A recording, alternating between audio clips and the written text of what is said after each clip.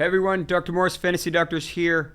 If you haven't been to the channel before, I am a sports medicine physician in Miami, and you are watching a brand new premiere video of T.F.D. football, where we were going to discuss all things football or soccer here in America.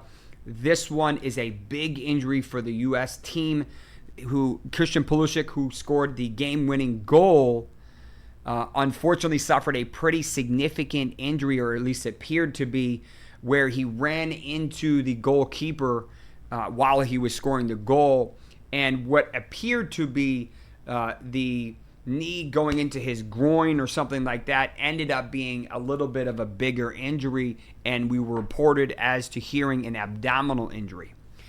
Now, when I hear that, there's a lot of different options. It depends on angle, it depends on force, it depends on where in the abdomen he was hit. Was it the lower portion? Was it the upper portion? Was it the side? Was he turned around, and was it more the back?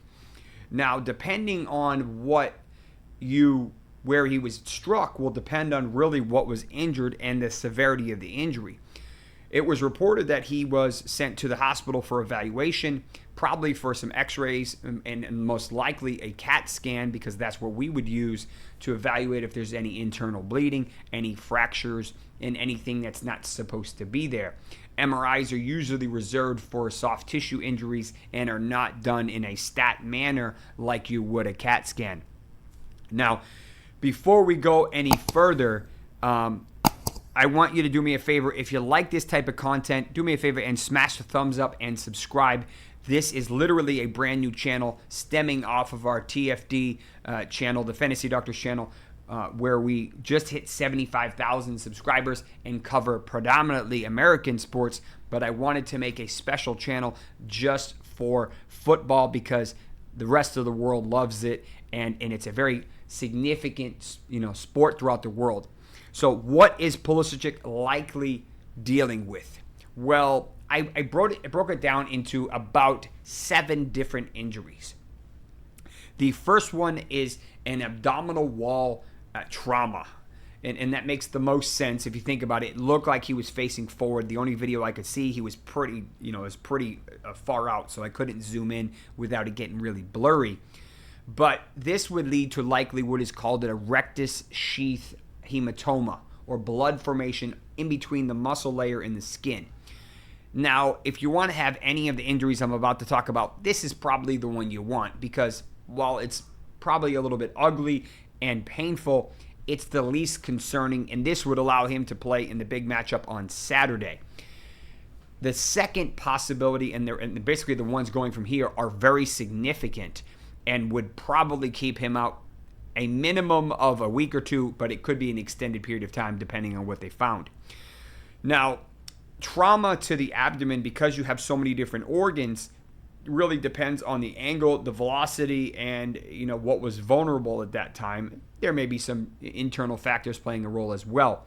The spleen is a very important organ, and that can unfortunately get ruptured or perforated if it happens to get struck at the right angle. Maybe it hits the rib, maybe it just gets kind of folded and starts to partially tear.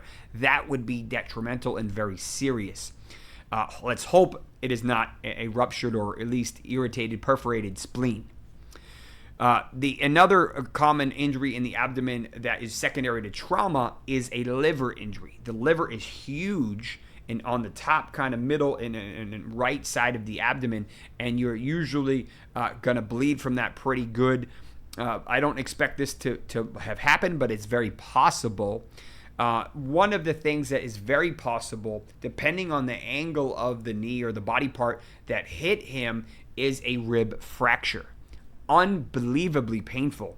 The ribs are important to protect our organs, and for the most part, they do. Unfortunately, the lower 11 and 12, the bottom 2 are called floating ribs because they're not directly attached, kind of like the rest of them. And when they get hit, sometimes they can fracture and turn into basically a movable, sharp object. Now, if that happens to be in the back part, you can fracture not only the rib, but that may strike the lung, that may strike the kidney and lacerate the kidney, which happens unfortunately every so often in American football. The next and last two injuries are what initially appeared to be what the situation, but maybe it won't turn out to be. Testicular trauma, which is as bad as it sounds, could technically happen, especially if you get need or significant velocity, depending on the angle and what was done. Now, there is a nerve underneath that that usually gets injured in cycling called pudendal nerve or neuropraxia, and traditionally that's from the bicycle seat, but you could technically injure it other ways. But we will kind of see how this injury plays out, but those are the possibilities within, realistically, that all could happen. My suspicion is this is probably not a big deal. If we use this photo, which we're going to block out the cuss word, and say that if that's a true photo, then it sounds like he may be okay. But, adrenaline is going through. He may have a lot of pain coming on. Can he really contribute for 30, 40 minutes running regularly with this new said trauma? So we don't really know. And some would say that he's the best player on the team. So we'll have to see how this is going to play out. Stay tuned here for all things football injuries. We will be covering a lot of injuries going forward from here. Ideally, all of the top main leagues throughout the world. If you have a comment or suggestion, please do me a favor and put it in the comment section below. Thank you for tuning in. Come back soon. Take care.